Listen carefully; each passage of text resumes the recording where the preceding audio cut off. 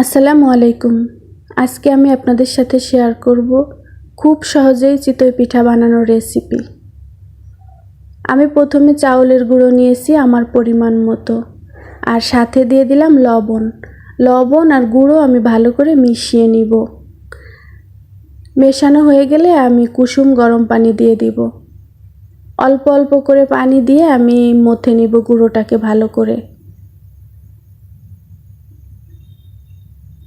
রুটি বানানোর জন্য আমরা আটা যেভাবে মেখে নেই ঠিক সেভাবেই হাতের সাহায্যে ভালো করে মেখে নিতে হবে।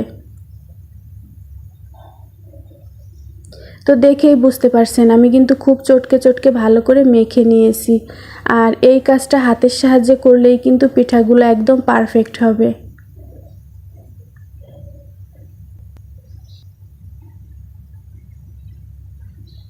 তো আমি ভালো করে মেখে নিয়েছি, আর এখন এটাকে 20-25 মিনিটের জন্য আমি রেস্টে রেখে দিব। এতে করে হবে কি, ভিতরে কোনো প্রকার দলা থাকলে সেটা একদম মিশে যাবে। 20-25 মিনিট পরে আমি ফিরে এসেছি, আর এখন সেই কুসুম গরম পানি দিয়ে এখন চিতই পিঠার জন্য গোলা বানিয়ে নিব। তো একটু পানি দিয়ে আবার হাত দিয়ে আমি মিশিয়ে নিচ্ছিলাম গুঁড়োটাকে।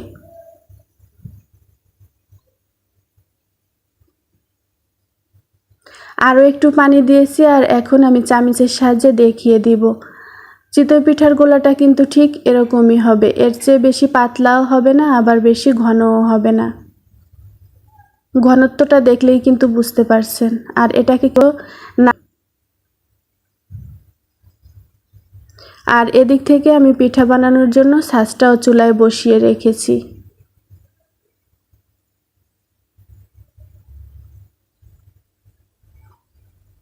ছাঁচটাকে কিন্তু আগে অনেক গরম করে নিতে হবে। আমি প্রথমে একটু তেল দিয়েছি, আর তেলের সাথে আমি পানির ছিটা দিয়ে দিলাম।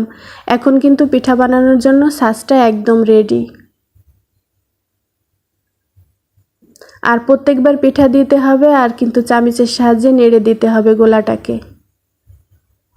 বিসমিল্লাহ করে আমি প্রথম পিঠাটা দিয়ে দিলাম। আমার চামচটা ছোট, এজন্য আমি 2 চামচ দিয়ে দিচ্ছি। আর এটাকে আমি 2-3 মিনিট ঢেকে রেখে দিব।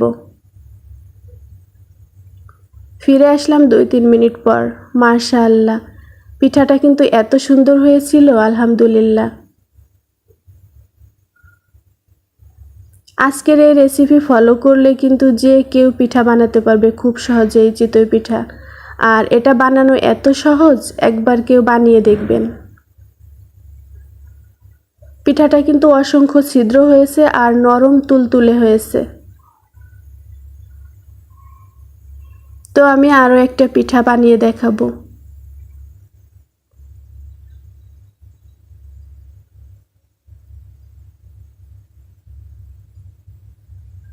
দুই 3 মিনিটের জন্য আবার ঢেকে রেখে দিব।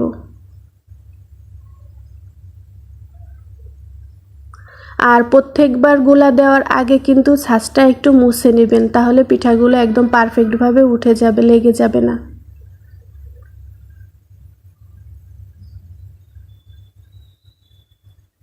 পিঠাটা এত নরম হয়েছিল, আর খুব খুশি লাগছিল। পিঠা বানানোর সময় পিঠা যদি নষ্ট হয় না, মনটা খারাপ হয়ে যায়। আর পিঠাগুলো যদি পারফেক্টভাবে হয় তাহলে কিন্তু খুব ভালো লাগে।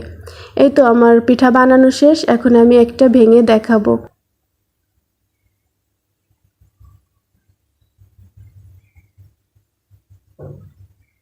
দেখলেই কিন্তু বুঝতে পারছেন, এই পিঠাগুলো যদি শীতের সময় রসে ভেজানো হয় না, তাহলে একদম ভিজে গলে যাবে। দেখেন আমি ভেঙে দেখালাম, ভিতরে কিন্তু অসংখ্য ছিদ্র হয়েছে পিঠাগুলোর, আর যেরকম ফুলেছে আর তুলতুলে নরম হয়েছে, আলহামদুলিল্লাহ।